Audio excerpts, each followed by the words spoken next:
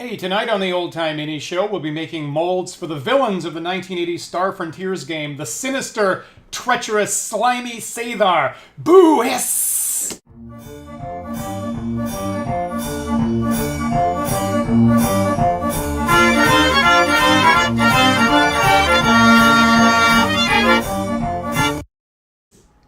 Hey, welcome back to the Old Time Mini Show here, and good Thursday to you if you're watching live this Thursday, 9 p.m. Eastern Time.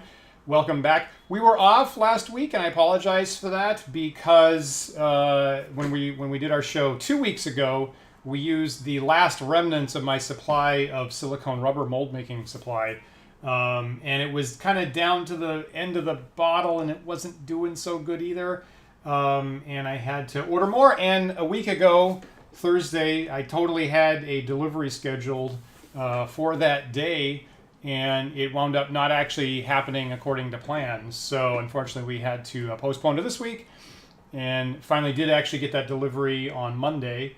And so here we are, ready for more proper mold making. Reminder that we've previously made all of the player character miniatures. We've duplicated them with our old school miniature making techniques with physical rubber mold, and then I actually cast things in lead in my kitchen. No 3D scanning or anything like that here. And we've made the 4 player character types previously, so I can use them in my ongoing Star Frontiers campaign at the moment. The humans and the blobs and the space monkeys and the insects, which are technically called Yazirians and Dralocytes and Brusk. And so now we are finally making the villains of the Star Frontiers campaign setting, the wormy, evil Sathar types. And as a reminder, inside the mold here, we are trying to make this particular miniature out of the 1983 Star Frontiers box set of miniatures there. It's the largest character miniature that we have. The Sathar are significantly larger than the other player characters, so the mold that we're working on is 50% bigger, uses 50% more rubber, etc., than anything else, particularly because of that long extended tail there. And so that we've got him currently embedded in half of a mold that we made in the last episode. And then parallel to that, we're also duplicating one of the miniatures from the robots set so that he can have a warbot coming with him, which is pretty common for the Sathar in this campaign here. And I think that at some point when they show up in my campaign, I certainly want a couple of these things to show up and hopefully intimidate the player characters that I've got, would be my intent. So here's our here's our 50% bigger, extra large sized mold for the Sathar, and then here's the same size we're making for the other player characters of the robot miniature. Now, as you can see, the tops are, you're probably remembering from last episode, are very inelegant, and when I get down to the bottom of those canisters of rubber compound, it had basically turned plastic. It wasn't pouring very well. I was having trouble getting it into the mold box here. So I'm going to open these up and I'm going to check whether it looks like it's doing a proper molding job. Frankly, I suspect possibly not. So if we dig it up open, and I have to dig out the clay that I've got on the bottom end, and it looks at all like the rubber wasn't setting properly, I think I might just have to redo it from scratch. So that might be what we do tonight, is dig this out, lick our wounds, and then possibly restart with good quality rubber, I think, because I do want these things to come out pretty well. Normally I get pretty good casts on these. This was the biggest complication that we've had to date, which I frankly didn't expect, granted that I'm splashing lead around I'm splashing molten lead around the kitchen half the time. This kind of crept up on me as a problem that I didn't expect. Little teaser to later tonight, in a couple minutes. I just minutes ago opened up my new supply of rubber and discovered, before I even opened it, that it came with one of the lids not quite sealed on it, And before I even opened it up, it already splashed some of the material out in the box that it came in. So, not a great sign, or I guess it leaked out of the partly sealed lid. So hopefully this didn't go bad in transit, I hope. Right? The shipment was delayed, so I don't know if something went wrong or something. So I think when I grab the rubber compound, I actually have to start cleaning it up before I've even used it. I already have a mess going on. But anyway, it's always something. So I'm going to start cleaning these up. I'm going to start with the robot. It's a little bit smaller, so maybe I can make some headway there. And again, check whether the mold is being made properly. Remember the robots? The robots that I got came pre-painted. Someone pre-owned these, painted them, and there was a little bit of a question last time about whether me using this to make a mold might possibly ruin the paint job that somebody else had done. You know, I have to put the release agent on it. So I guess we're going to discover a couple things here while I do that. I should get my X-Acto knife out. And as I do this, the normal safety reminder, there's a couple issues that we try to be mindful about. The miniatures are made of lead. They are, do come from the early 80s. So we'll be careful about that. Not get it near where I eat. Not get any shavings in bad places. Certainly, don't leave it out for a little kid to put in their mouth or something like that. The rubber compound might have vapors. The release agent is pretty foul, frankly. So even though here in Wandering DM's headquarters in Brooklyn, New York, even though it has gotten pretty toasty in the last week or two, I've got my AC off. I've got my window popped open, hopefully to get some ventilation. I have an air quality monitor right in front of me that I'm looking at all the time. So the thing tonight is if I get overheated. So if you do have 911 on speed dial while you're watching the program, the issue tonight is that if I get overheated and start getting groggy, sleepy, or not hydrated, feel free to call 911 for that tonight. Just a little FYI for a little viewer participation there.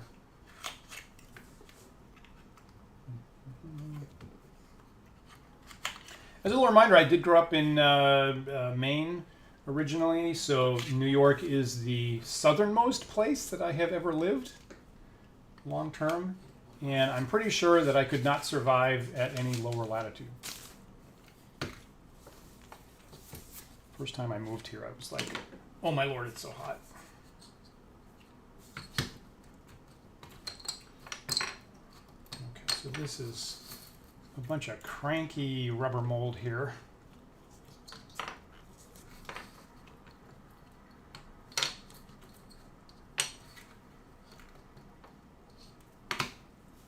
Okay, so you can see, like, down around the bottom, right, that rubber was not settling well at all. I tried to brush it on to the miniature directly to get better coverage, but boy, that didn't even remotely settle down. That rubber was basically pretty solid when I put it on top there.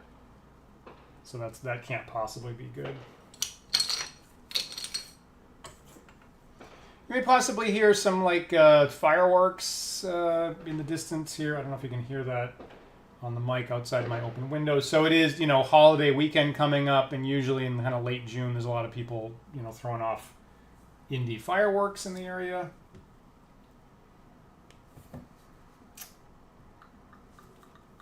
Okay, so there's our robot. The paint job looks pretty fine.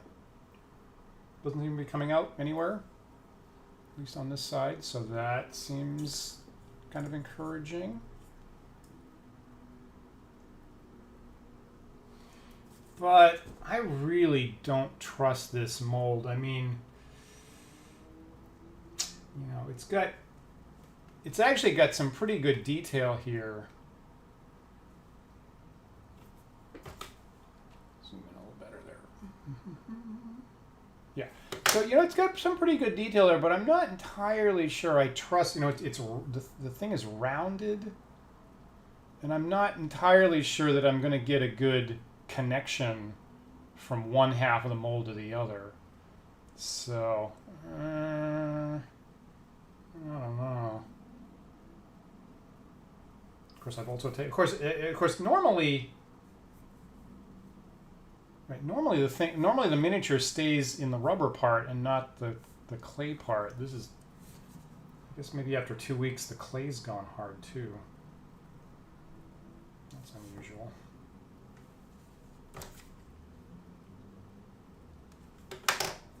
Yeah. Tanner Cass, good to see you tonight. I agree. Now, silver lining, apparently it's going to be real easy to get the clay off because it's all one hard chunk. Amusingly enough.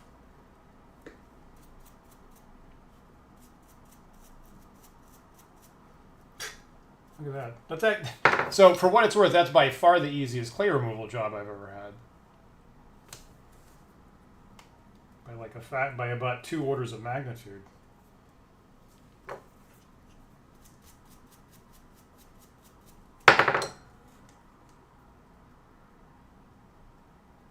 kind of funny. Just kind of remove stuff there. Look at the water.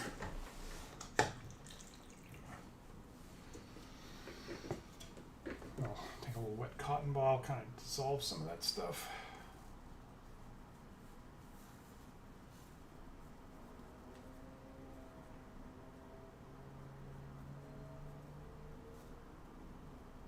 I guess there's some here, isn't there?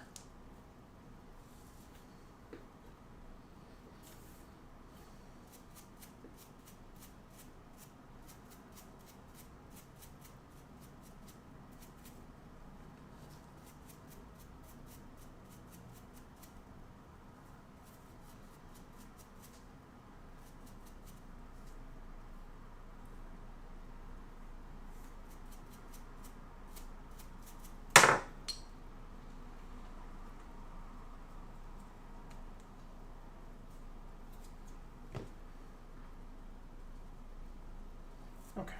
Anyway, the paint job looks fine on that, which is kind of nice.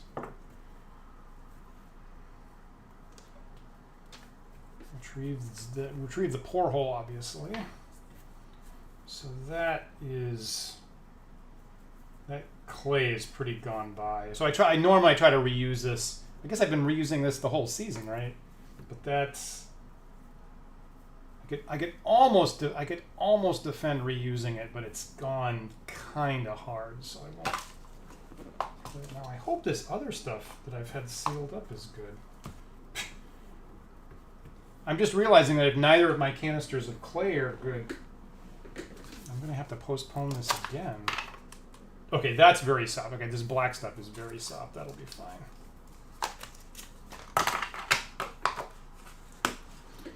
Yeah, but the mold, I think, I just don't trust that. You can see how incredibly uneven that is here.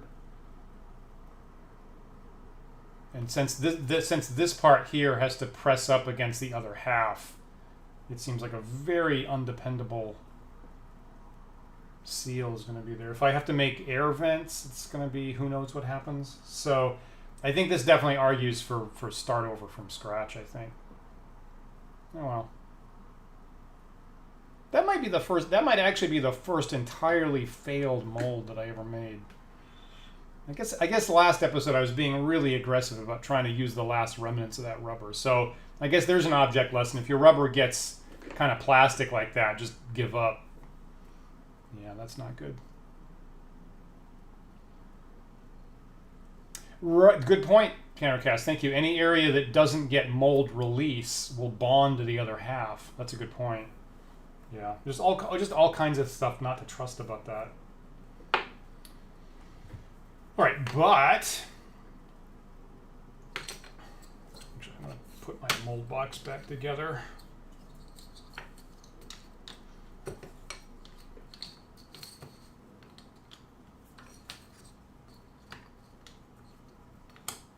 But let's check the Sathar. mold part 1. Let's see if that's any better or worse. Right, just a whole bunch of cracks and crevices there. Just the fact that it didn't settle in the bottom at all, that's awful. I mean, I knew it was working badly, but I didn't think, frankly, that's even worse than I expected. That's crazy talk there.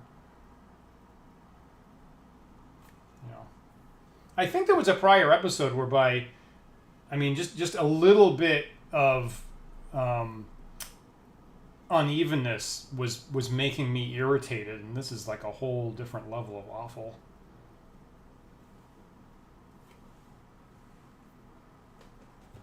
That's some kind of Warhammer Chaos monster on the top there, frankly. All right, not gonna think about that too much.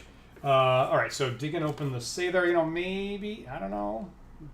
Maybe the fact that it's bigger is better, maybe? I don't know.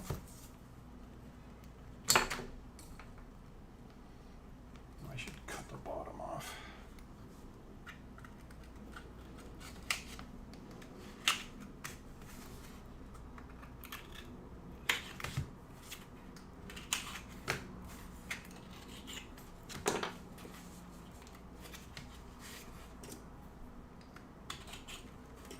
You know, I'll throw the pitch early tonight. If you're new to the channel, the Wandering DMs channel, and you like what we do here, please subscribe on YouTube. We're on YouTube. We're on Twitch. We would love to have you see our other shows that we do. We have a regular Sunday D&D chat show that we'll be back this Sunday, and we have just such a great bunch of patrons. If you go to patreon.com/wanderingdms, you'll see a bunch of different tiers. Every tier gets you access to our private Discord server where we have people, our very tasteful, very smart patrons, talking all the time about classic D&D, new D&D, role-playing games, horror, science fiction, miniature making, model making, stuff like that. So we would love for you to join us there. Paul and I will be back as usual this Sunday at 1 p.m. Eastern Time. And this Sunday we'll be talking about drugs and alcohol in D&D. How about that? I bet you weren't going to guess that. But that's, you know, there's a lot of, you know, that commonly that pops up in our games quite a bit, frankly. And it's something we kind of want to, you know, on the one hand, you know, have fun with, but be respectful about. Different editions kind of have different rules, how they deal with that. So that's what we'll be talking about this Sunday. Hope you'll join us then.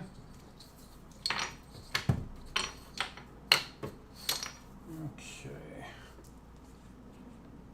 Let's put my mouse here.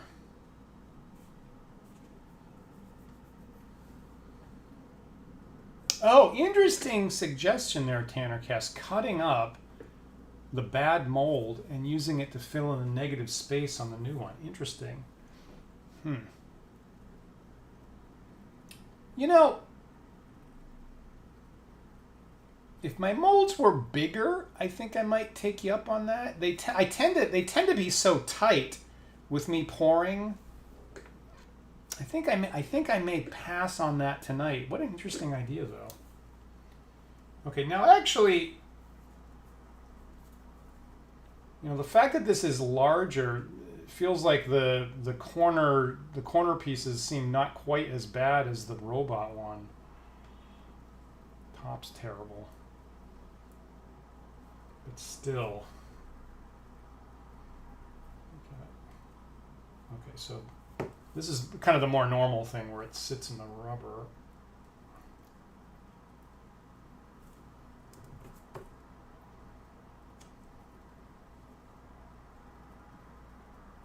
I guess this one does have quite a bit of negative space there. What do I normally dig this out with?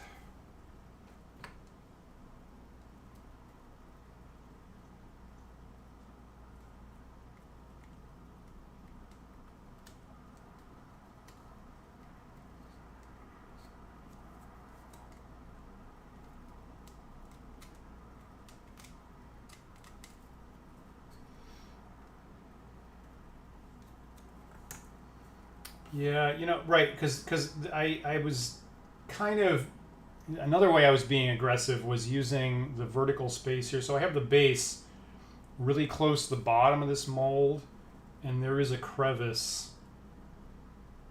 right there. So I think I was kind of depending on my normal behavior. That's actually really bad. There's clearly an opening to the miniature right there. So that actually would possibly cause the metal to run directly out the bottom of the mold. That's bad.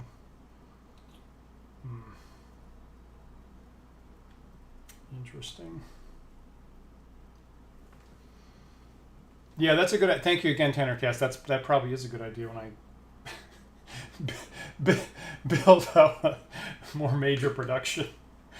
That's great. Yeah, I really think I'm going to have to redo this. That's awful. Just so many nooks and crannies and ups and downs. I have no idea how that's going to behave. I'm just going to take that right out.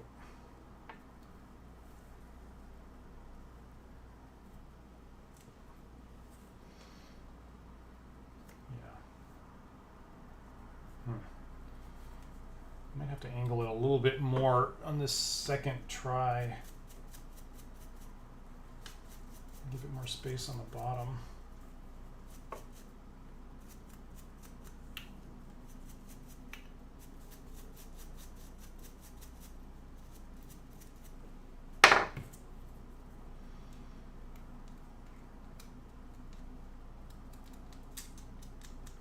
I guess the thing I forgot to bring in here tonight were my dental tools.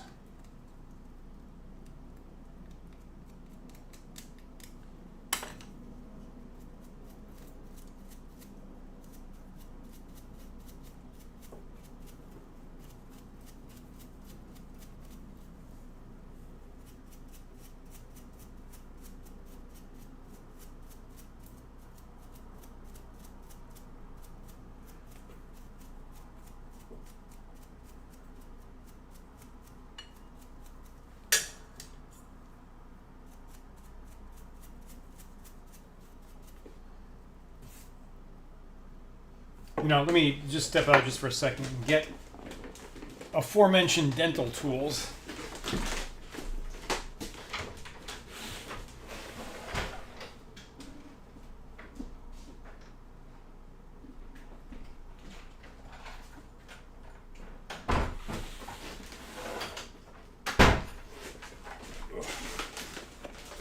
From the main studio.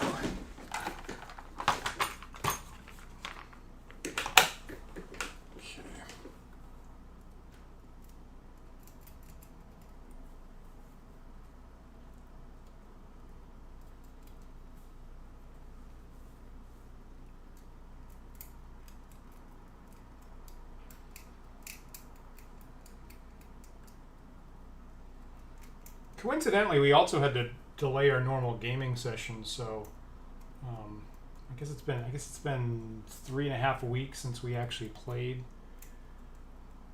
our Star Frontiers campaign. We had to delay last week because my partner Isabelle had an improv show that night, and then we're delaying this week because half of us have caught COVID. Not me.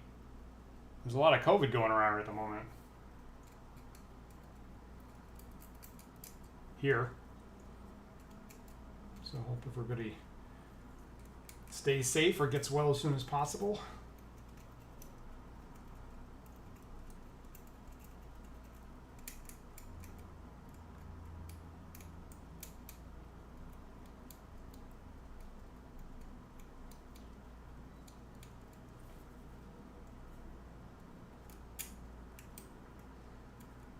It's funny, we started this channel just a little bit before COVID hit, and apparently that's going to be an ongoing theme maybe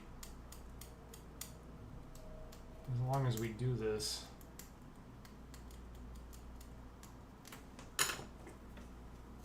All right. I do really like this Sathar miniature.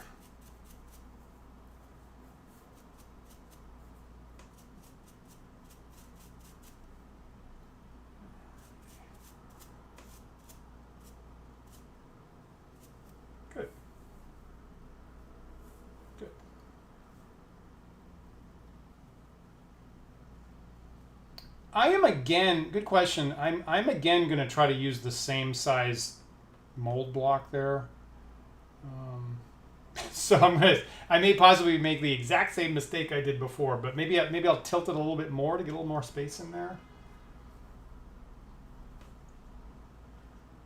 I mean, the other option is the other option is possibly reduce the size of the pore hole, actually.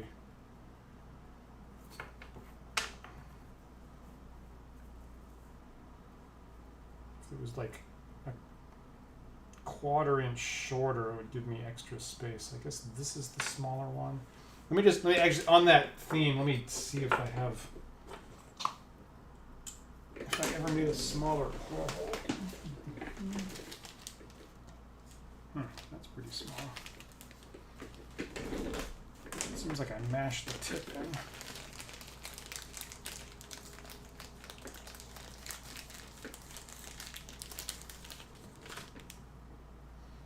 I have this with a slightly mashed tip. I guess it's not any smaller.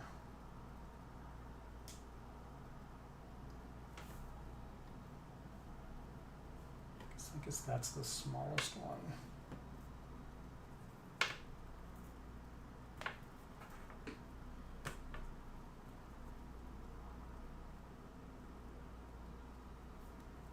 Just a bit.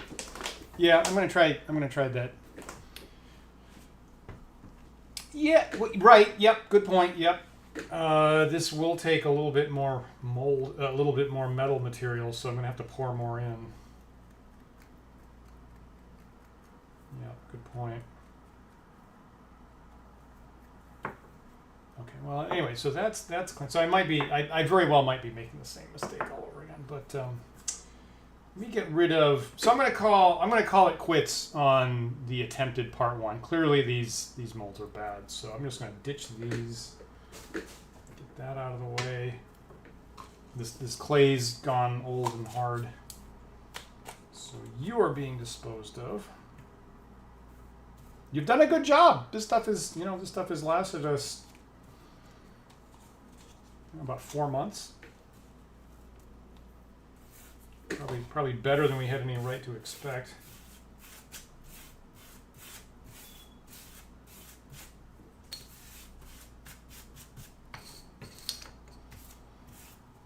I'm just hoping the new rubber delivery. I hope that's good.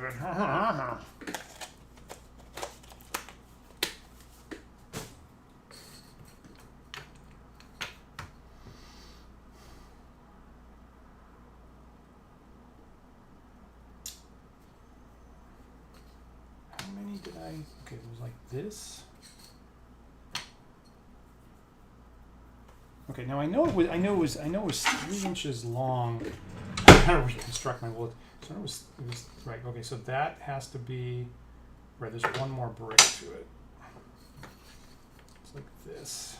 Well, actually, it's this right here, right? That's 3 inches. Okay.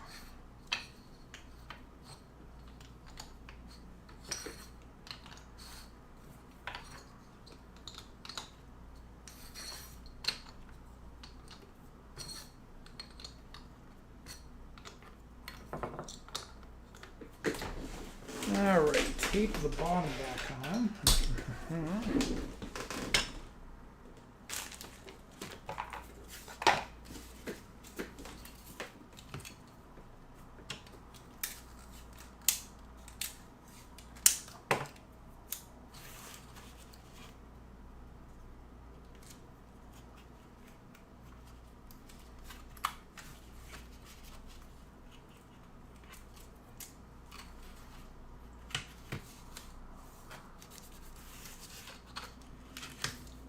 Made this base, I didn't quite get it sized perfectly right, and that's bugging me now.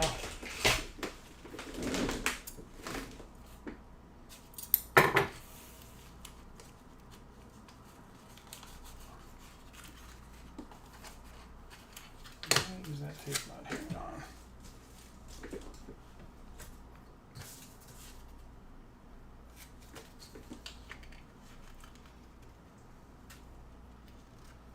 Go when you're home.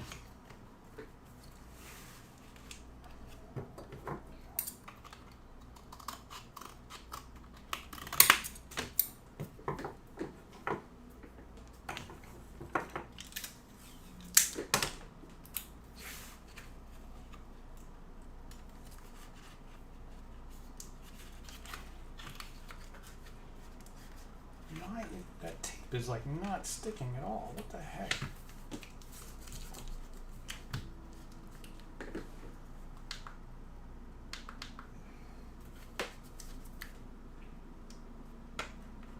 Weird.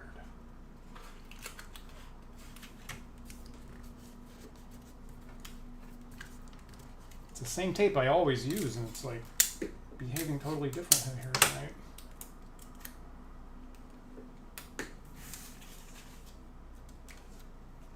So right this second in my room, it's 80 degrees Fahrenheit.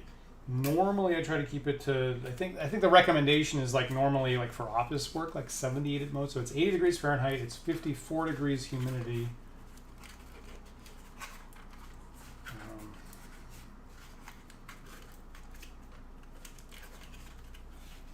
I'm personally kind of renowned for literally warming up any room that I'm sitting in.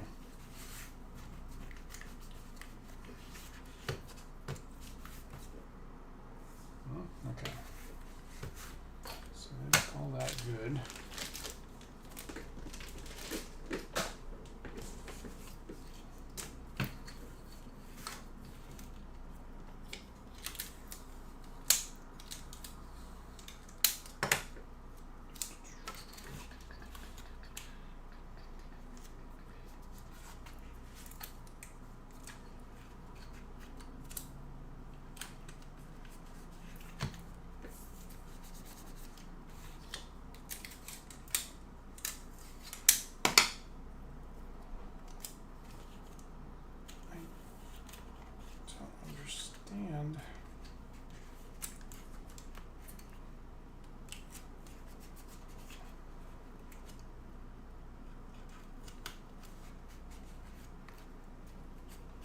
I'm very perplexed by the behavior of this tape here.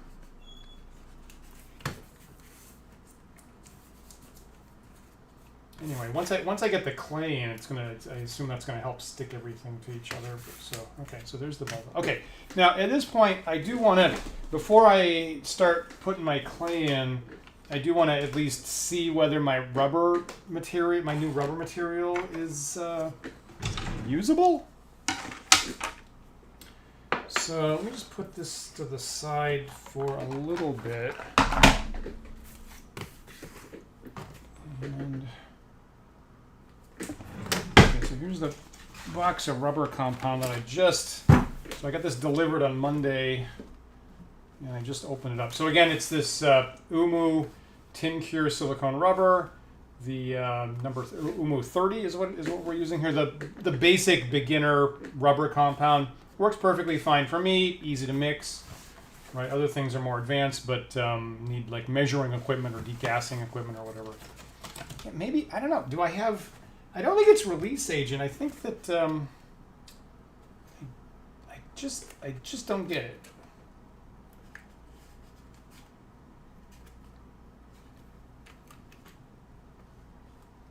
I don't know. It doesn't. I mean, I was going to blame the humidity, but it's not that humid either. Anyway, okay, so here is, so I opened this up just a couple minutes before I started, and there's already blue stuff leaking out all over the place, which is not great. Okay, so I want to be careful with this. Okay, let me look at the yellow first. Okay, so that seems sus. And for what it, geez, that lid is super loose. Okay, now, I'll point out that, so this is what I expect to see. So the lid is super loose, but I don't care because it's got this foil top on it. And for what it's worth, the pink stuff in the yellow bottle is the stuff that's a lot more challenging to work with. Very viscous.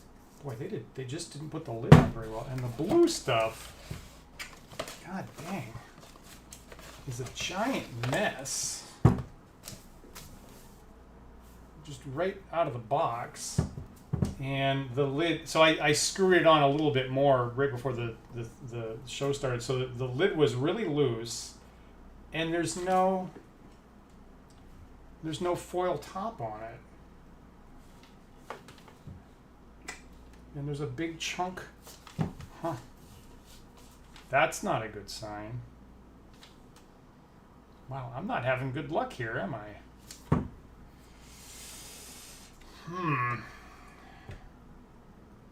Oh, I see. Oh, that. Oh, I see. That is the foil. Oh, I see. So the foil. That is the foil. Half fallen off.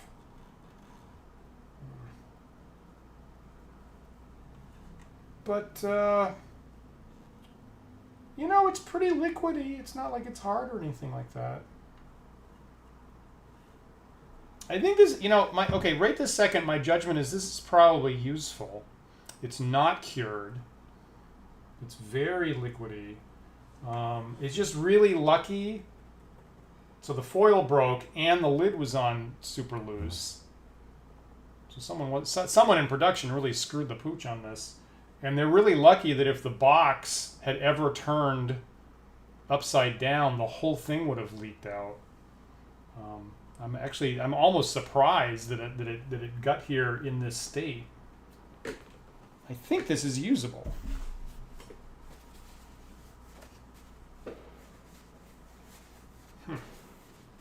Just barely. I've ordered this stuff a bunch of times over the years, like at least half a dozen times. I have never ever seen this.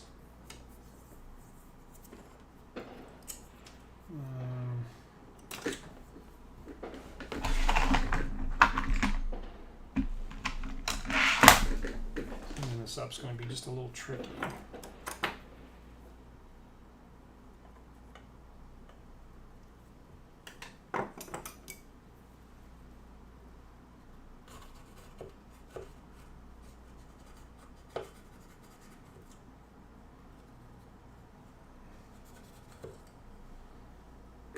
I'm doing surgery on this.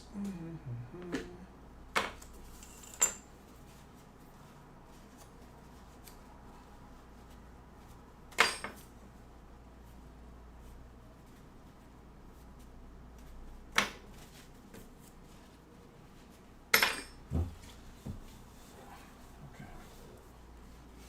Now, Dan, don't just tip this over while you're trying to clean it. That's like one of the biggest disasters I ever do. Is like I'm trying to clean something and be good with it, and then as I do it, I accidentally break it worse.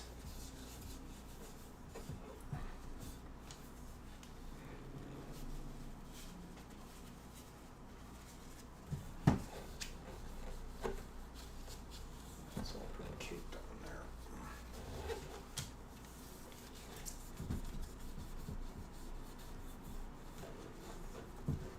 Just so I don't get it entirely on my hand when I try to use it.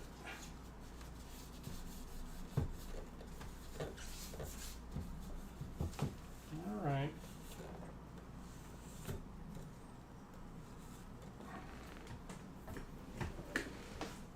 Crazy.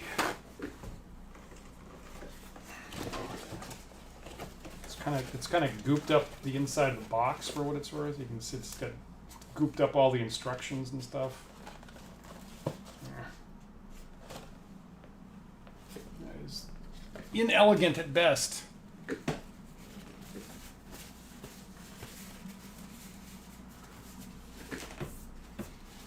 Let me just make sure I can stir this here. I think this is usable. Yeah. Yeah, that's fine.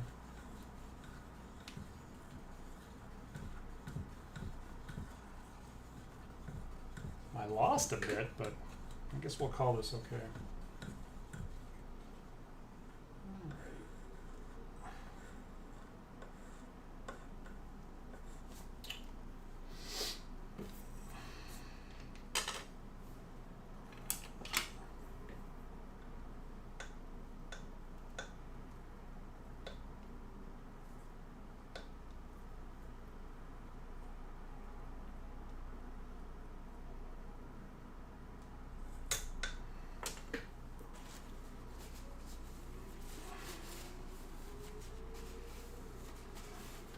Okay, so putting the lid on that firmly this time.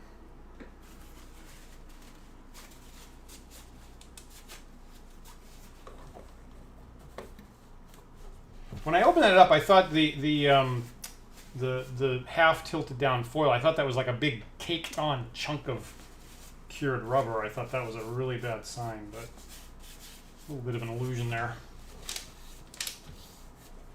All right, so I think that's usable. I'm just going to put that to the side. Come back to that in a couple minutes.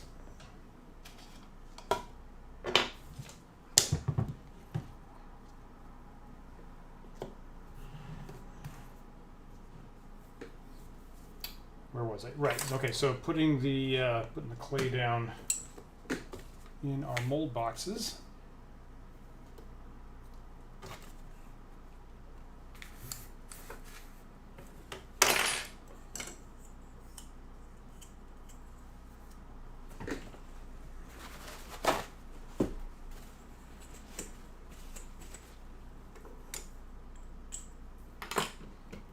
Crazy.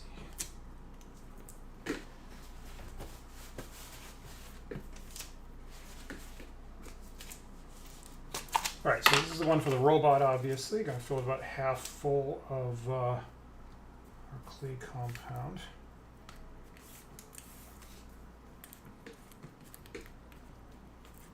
Clay material.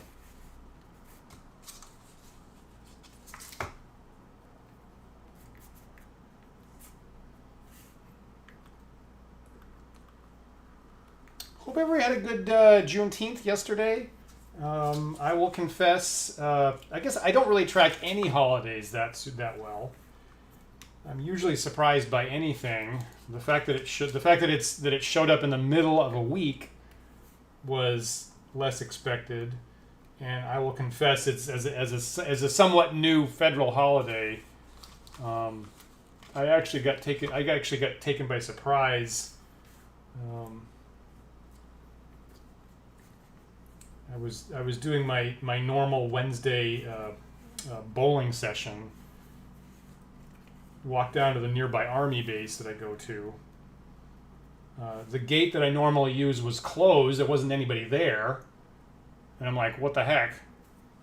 So I walked 40 minutes in the heat with 20 pounds of bowling equipment on my back to the other gate. Got in that way, walked another mile across the base, got to the bowling center, it's closed. And I'm like, what's going on? And I'm like, why would there be? And then I was thinking to myself, why on earth is there a holiday? I'm saying, and I'm like, what kind of holiday occurs on June 9th? Oh crap! Is what I said to myself.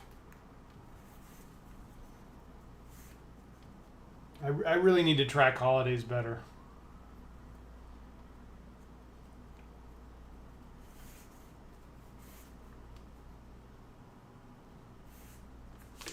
Okay, that's about half full. I'm like, all right, well, I'm going to call this my hiking exercise, I guess. My hiking exercise with gear.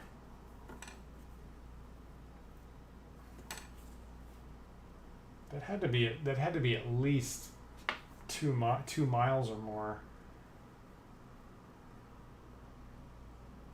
Okay, that's the shorter one. So that one I'm using for the Sathar. This is the slightly longer one. Yeah, that's fine.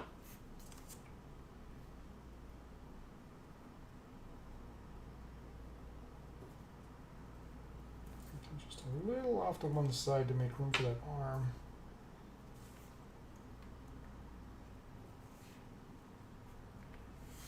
I don't have that on camera, do I? Sorry.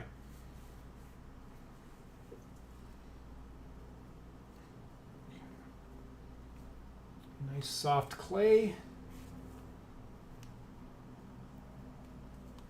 In a slightly hard to see color, but that's all we got at the moment.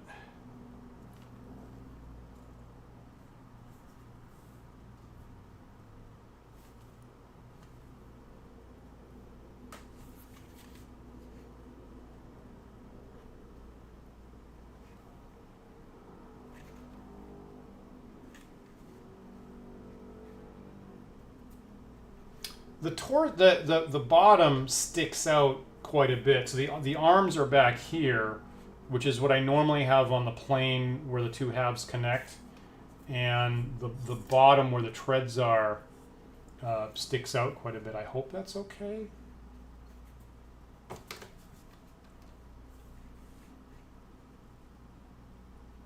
can see that. Again, apologies for kind of the dark clay there, but that's what we are using for this. I think that's pretty good.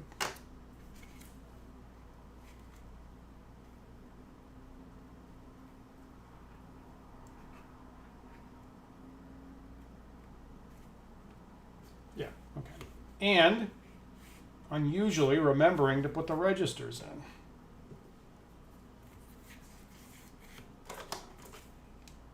Which are the little tabs that we get to hook up the two sides properly. All right, I might possibly have a little bit of blue rubber compound everywhere tonight. Okay, so I got that. Now, just Dan, note to self, just because you did that, don't forget to put the registers in the Sathar mold. All right, that's okay. Here comes the Sathar mold, which I will zoom out for because it's very large.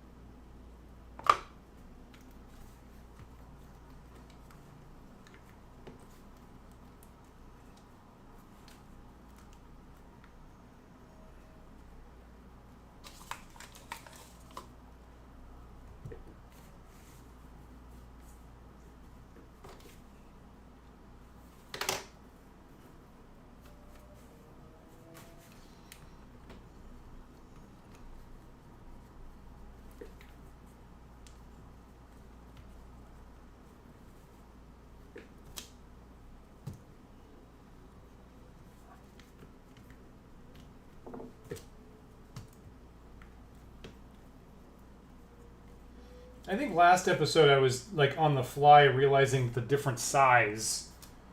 I had to remeasure how much rubber to pour out. So tonight I did the appropriate math before the stream just to make sure I knew what I was going to do.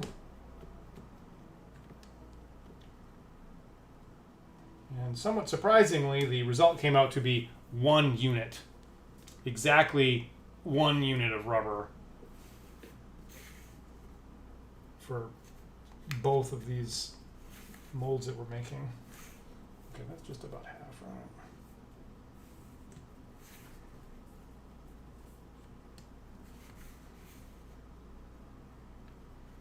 Wherein 1 unit is a 1/4 cup on my measuring device.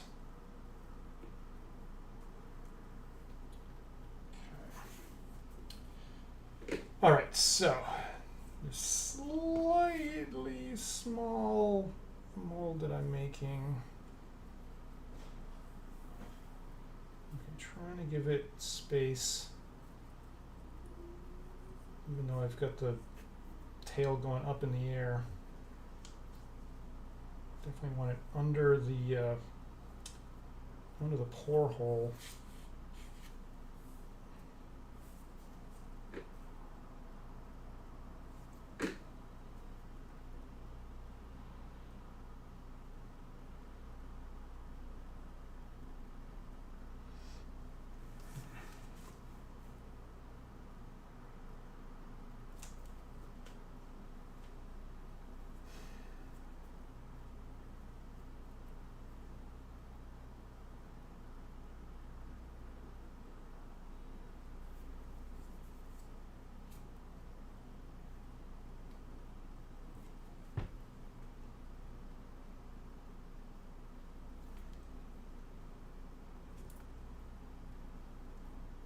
Well, you would think, I mean, so I rejected this last time. You would think that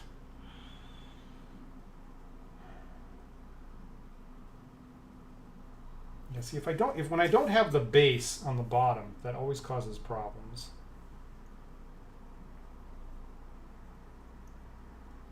So that's the alignment I'm going to put it in. I have it tilted just a little bit more to get just a little bit more space there on the bottom. I think that's okay.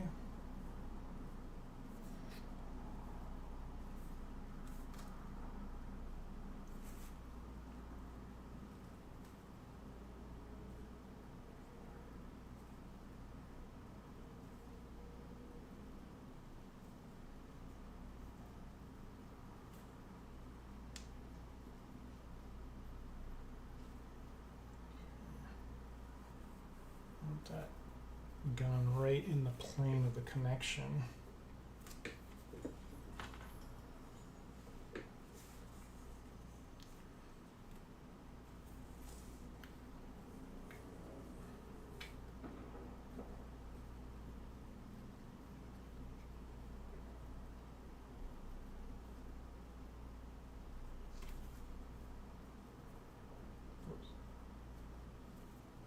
Snout out.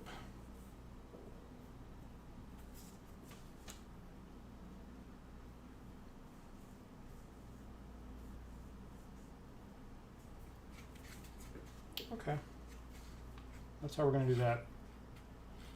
Got a little bit more space there. Again, if it's like a normal rubber pour, I think that'll be okay. I'm not going to say it's entirely without risk. And the tail is kind of goes up a little high there. Hoping with an air vent I can get that filling up. Probably. An interesting miniature. I mean, I can't see any flashing on the original, so I can't deduce where they were pouring into it in the first place.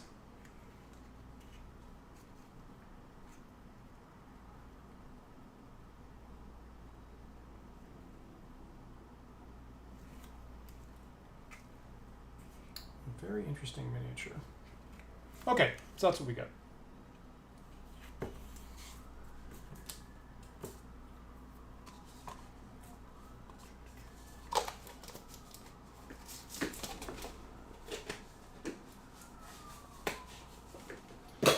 All right, so at this point, right, the registers, right? I almost forgot. On this guy.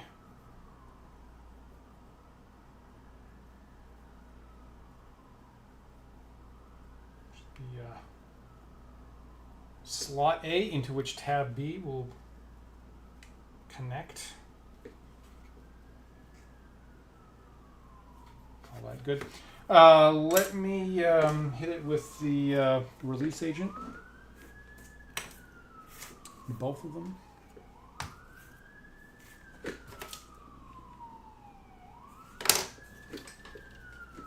So as you know, this is the foulest part of the process. So I'm going to step over to my window here to lean out to do this, and hopefully you can hear that there's New York police nearby, just in case I fall out.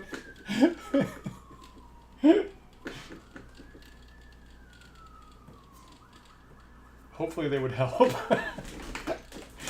right, I'll be right back.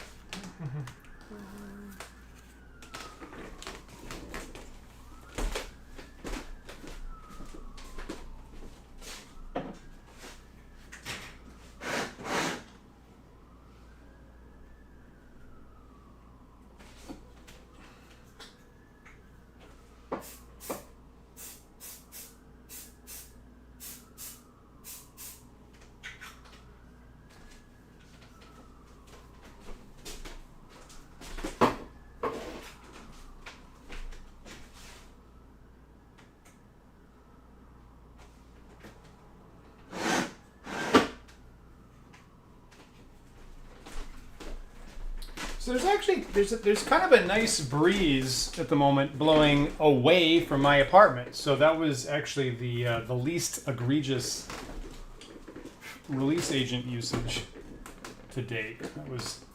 That was actually kind of pleasant. He said huffing release agent.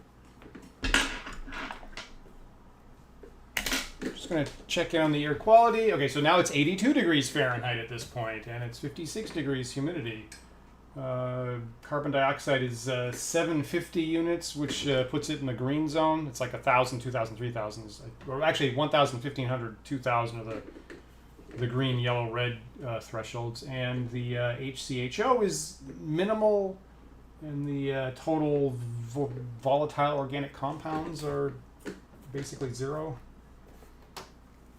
So, like I said, I always like to keep an eye on that. Okay, so now I'm going to start mixing up our new, not ruined rubber compound here. Okay, so I have this my usual measuring cup that I made here, and just coincidentally, the size of these molds is I have to pour exactly 1 unit of each part, which is surprisingly convenient. All right, so first of all, the yellow stuff, and this one still has the foil attached. And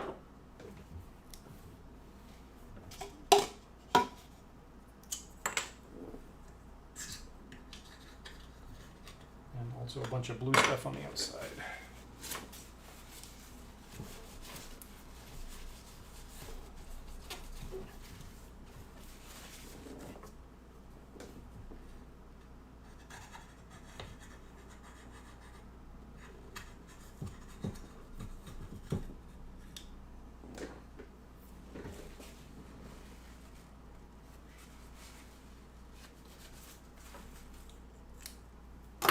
All right, so as usual, we had a little discussion last time. I am following the directions here to stir part A and part B thoroughly before dispensing. So we had a little bit of a discussion about is me stirring air into it causing the rubber to go bad faster. And it absolutely, it's an issue. And so just talking to myself here, I'm trying to stir slowly so I don't dig in a bunch of air into it. That's what I'm trying to do here, but the, now that seems actually a lot more liquid than the prior supply. That's interesting. The prior supply was like a real hassle to stir, and this is like actually not so bad. Funny. Clearly more viscous than the blue stuff, but not too bad. Unless I'm just misremembering because the last time was such a struggle, but I think it's always kind of a pain to stir this. Okay. That seems a lot more reasonable. Okay, let's say that's enough.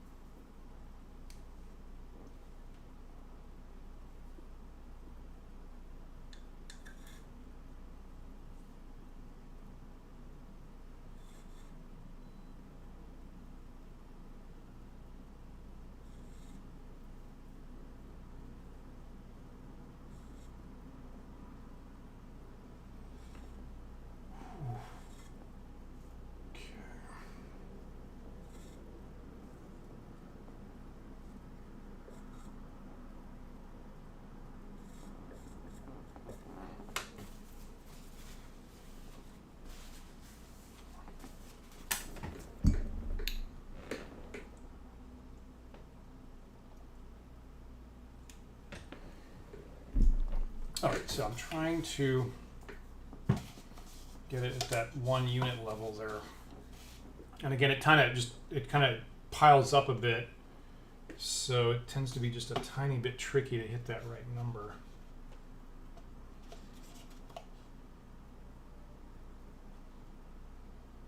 Geez, that seems like a lot easier to pour than the prior stuff, even when it was new.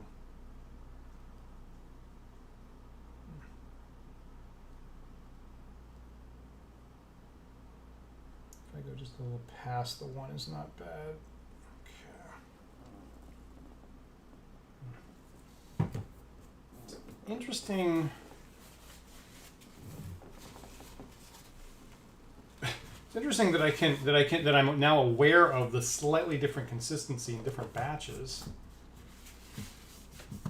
It's funny, the more you learn about a skill or something like that, like you see all these details that were invisible before. And it's kind of like, it's never ending too. Okay. Now let me give the blue stuff here a little bit of a stir. Way more liquid than the pink stuff. Hey, Lorraine Brunner. Good to see you tonight. Thanks for checking in. So I'm doing, so you're watching Dan's Old Time Mini Show. I'm Dan, and what I'm doing here is I'm duplicating miniature, role-playing miniatures from the 1980s. So I take miniature figures, sometimes D&D. In this case, I'm working on the Star Frontiers role-playing game, science fiction role-playing game from the 80s. Taking miniatures and duplicating them for my role-playing games by making rubber molds and then another week casting them in lead metal in my kitchen, as we used to do. And obviously nowadays you do 3D printing, but just kind of practicing my mold making skills here. So tonight we're making part 1 of a 2-part mold, and probably in about 2 weeks we'll be back in the kitchen to cast these evil space worms.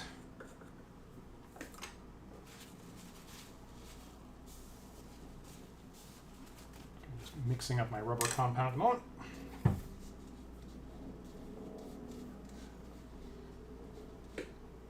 Compound part B here, using UMU 30 silicone rubber compound.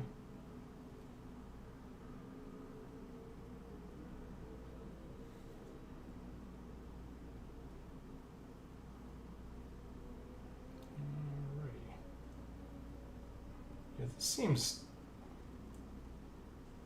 markedly more liquid than the last batch, and therefore easier to work with.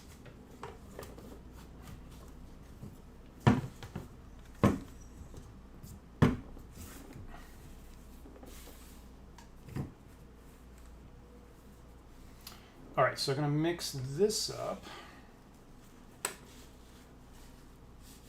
kind of gently. Oh, Lorraine, thank you. Thought about doing 40K miniatures. That's a good question. Hadn't thought about it to date. That might be a good option.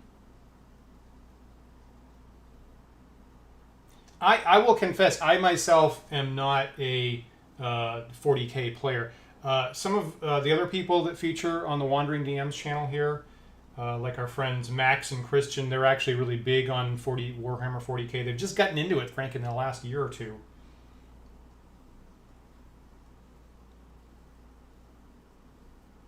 When we were playing Star Frontiers last time, Christian, just like 2 weeks back, Christian showed up, you know, with 40K miniatures to use for his Star Frontiers character, actually.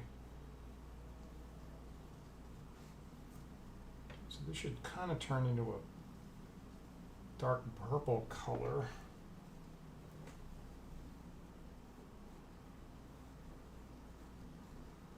I guess the blue stuff must have sunk.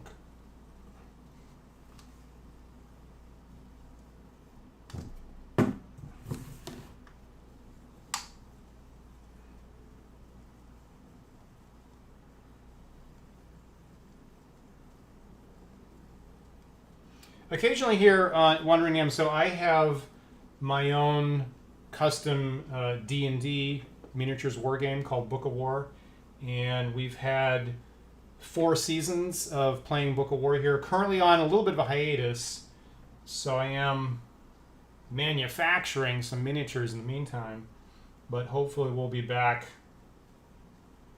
possibly with our friends Max and Christian or somebody,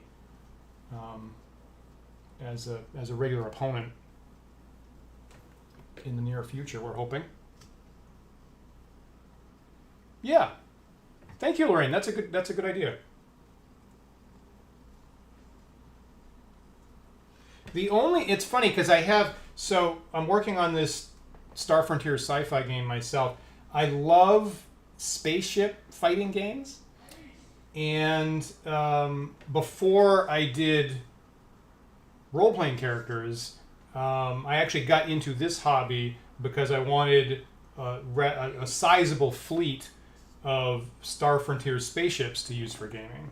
So I have a whole supply of spaceship figures that I duplicated because I didn't want to go out and have to hunt down secondhand like lots and lots of spaceships.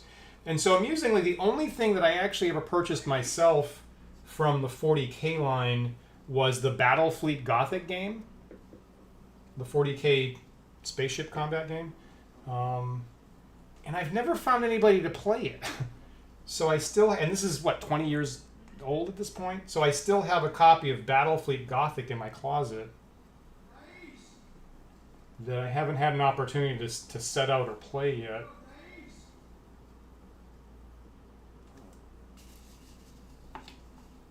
Okay, that looks pretty good. That's pretty good mix there. Some kind of pink on the sides. But, so much better than last week when the rubber went bad.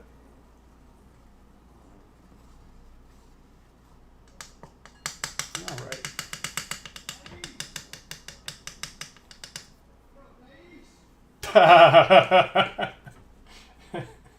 Good point, William.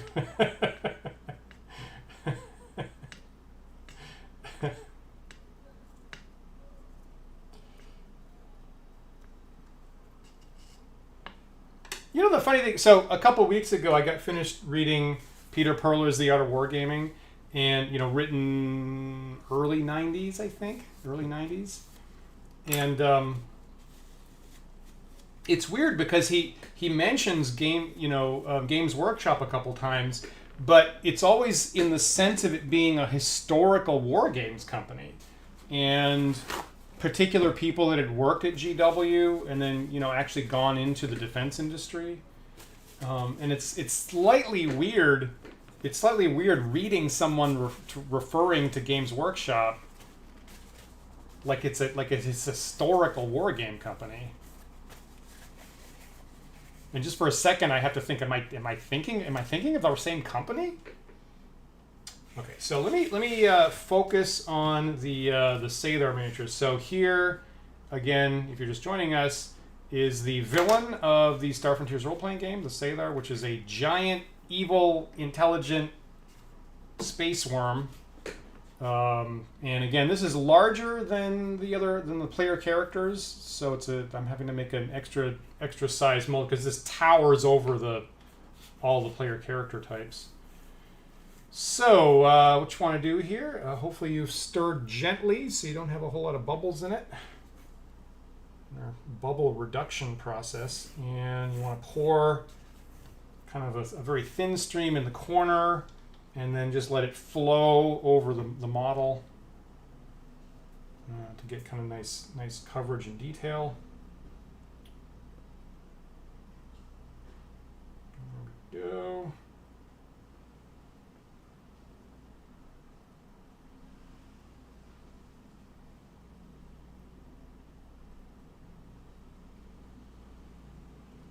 I gotta say, this is a delight compared to last episode. This is truly a joy compared to the battle that we were having last episode. Ugh, that's the best. Okay, so now I can just kind of finish it off here. Look at that. Oh.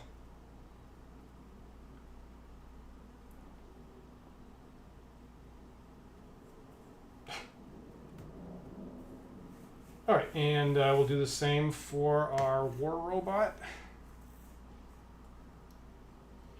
Just kind of trying to pick the best corner to do it in.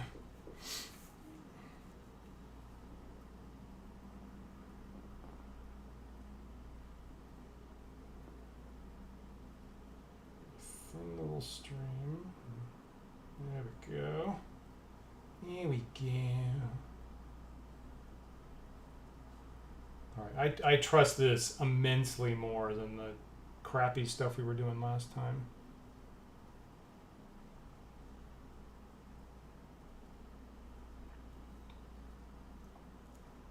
Nice. In that it's actually flowing.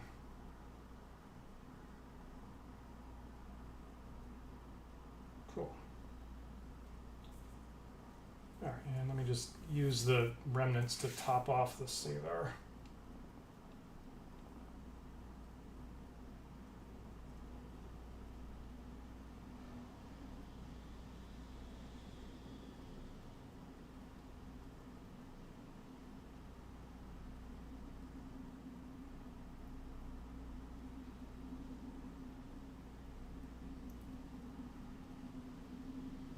All right, I'm going to call that good. I got a pretty good. You know, if I can advance calculate, that was like pretty much exactly the amount of rubber that I needed for those. So if I have just a little bit of prep time, I have just this much Batman in me, just a little bit of prep time, and I come off looking pretty smart. Don't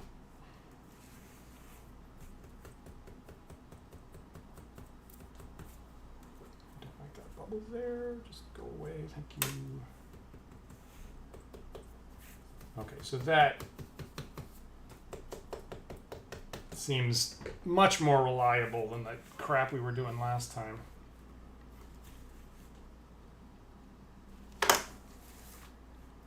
Whew. All right.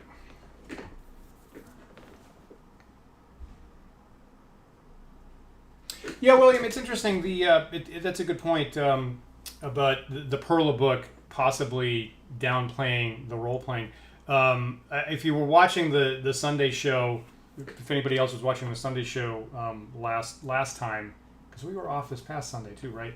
I actually quoted, there is a point where Perla specifically, I think at the start of a chapter, like there's a chapter specifically about the importance of playing a role in a war game, and in his sense, he's thinking about getting into the mindset of a particular military commander, maybe for training purposes.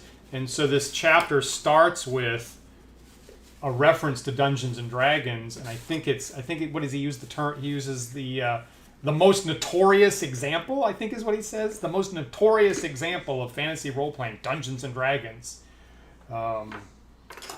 Stay away from that. All right, that'll mess up your wargaming skills if you get into that kind of stuff. But it seems, I don't know. Did GW start off as historical miniatures? I guess. I think that's the impression I get. It doesn't remotely seem like he's talking about fantasy stuff whatsoever. Like, he specifically mentions a couple of clearly historical war games that he cites GW's making. Right, and they would have had to be products of the 80s or something, I guess.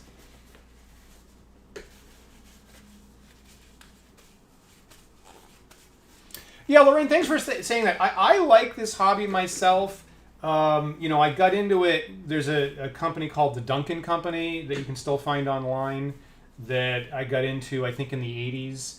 And, they do, and I think it's been bought out, but you can find the Duncan Company supplier, at least here in the U.S., and they can supply the lead alloy metal and pre-made molds, right? So when I first got into this, I bought a couple of pre-made molds for goblins and orcs and things like that, thinking that, this would be like a budget way of making a large supply of fantasy armies. And it turned out maybe that wasn't the best plan for me. But later on, when I had these spaceships and I kind of wanted a large supply of those, then I got into making my own molds to duplicate stuff. And it worked out pretty well. I'm fortunate that my partner Isabelle here has a Master of Fine Arts in sculpting, so she could give me a little bit of guidance when I started out. But the funny thing is, she actually, she makes sculptures and has to duplicate them, but she hates the mold making process. And weirdly, I really like it. So at this point, we have this weird relationship with the mold making of, I like it and kind of want to show it off, and she's like, I hate that part. I'm really surprised you have this much patience and get such good results. And she's actually surprised by the results we get. But this is a really easy compound to use, this Umu 30 stuff. But what I might recommend, the way that I got started, is make pre-made molds, like from Duncan. Start casting with that. See if you like it. And mostly what I've done is to duplicate existing miniatures that I wanted to make a couple and get an army out of. But a couple times I've taken my very amateur hand at sculpting a couple of fighter miniatures that they didn't make models for, and duplicating that. So that's part of my space fleet at this point. You know, nowadays I would if I were to do this a lot, I might consider maybe designing something in a 3D program, maybe 3D printing one as a prototype, and then duplicating it this way. Maybe would be something I might consider. I certainly like the heft of the lead miniatures. You know, if you're safe with it, I like how they feel. I like that I can work it a little bit more. I can bend it a little bit if I need to adjust things. So I certainly like the end product more than I like, you know, 3D printed plastic stuff. But I'm old timey like that. Yeah, William, thanks for looking at Wikipedia. Says GW started making boards for board games, then imported D&D before they got into Warhammer. So it looks like they were fantasy from the get-go. Well, I'm very confused by what Pearl is talking about then. Thanks for looking that up.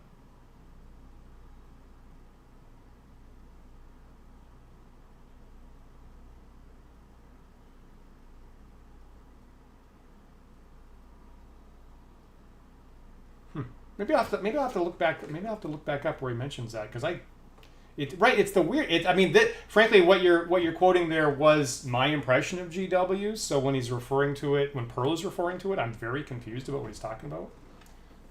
Super strange.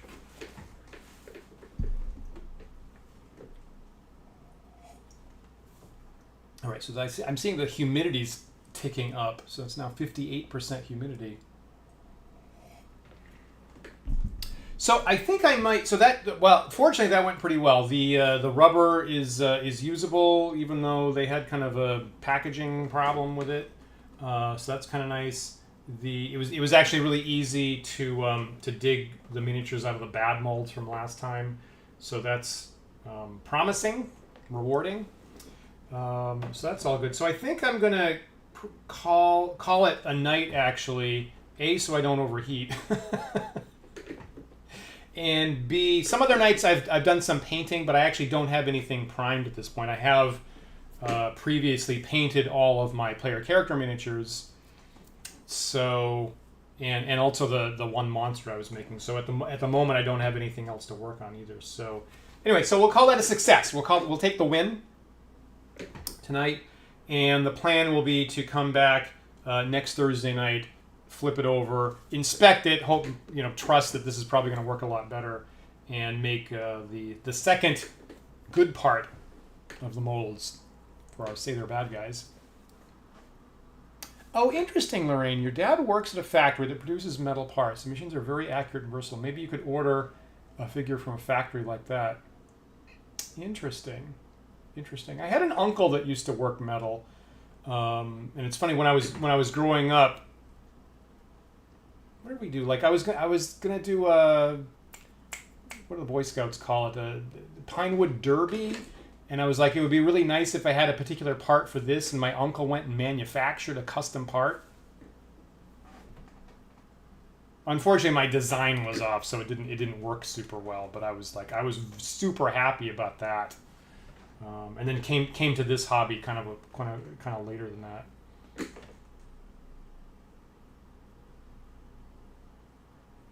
It was published in the early 90s for a military audience.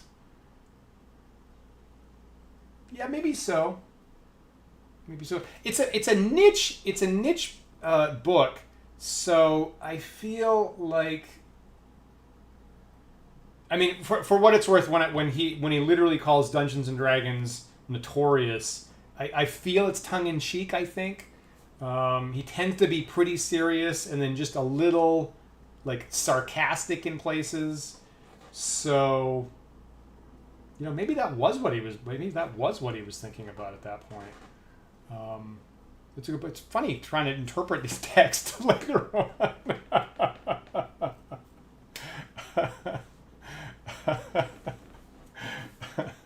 Magic the Noah? I don't know. I'm afraid I don't know what Magic the Noah is. If you're new to the channel, for what it's worth, so my co-host Paul and I, who show up on Sunday, we met when we were both doing computer games at a company that proposed, right? We made a proposal to make Magic the Gathering online, and we came in second. So I don't play Magic the Gathering a lot myself, but we're very, very well aware of it. And I was just having a conversation. Who was I just having a conversation with somebody this week where they were asking, "Do you know what Magic the Gathering is?" And I'm like, I totally know that. We've had Peter Adkison on the show in the past. So maybe we'll have an opportunity to talk more Magic the Gathering stuff in the future. Did you guys see? So I got a email that the revised D&D Player's Handbook is available for pre-orders. I think I got an email from Wizards about that a couple days ago. So I certainly don't expect to get it myself. We tend to play old school D&D here on the channel. But interesting. I don't know if anybody wants us to, I suppose we could get a copy to review it. I suppose would be, one thing we could possibly do. But we're more interested in thinking about old school D&D here is what we normally do. So I think that's pretty good for tonight. And as my temperature ticks up again, I'm starting to sweat here. Oh, really? There's a bit of stir about the artwork. Don't tell me that's AI generated, Tanner. Is that what's the hubbub about the artwork? I fear me asking this is gonna. I'm gonna launch off right as I get done with the stream here tonight.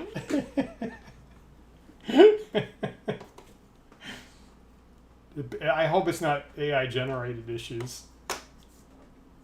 I hope. Oh, okay. They've changed the orcs again? Is that what I'm getting? Yeah, okay. And I can guess where that's coming from. Fascinating. Fascinating. Do they basically look like people, basically, is the thing?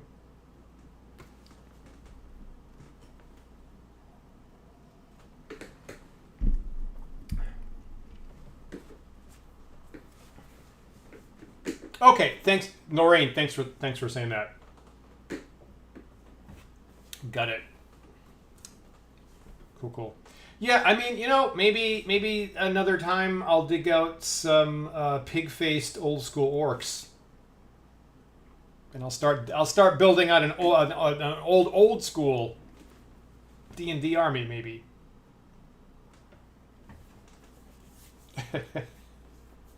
Yeah, Lord Pseudo, thanks for checking in here. Sorry, we're wrapping up a little bit early here, so things actually went better than we're used to.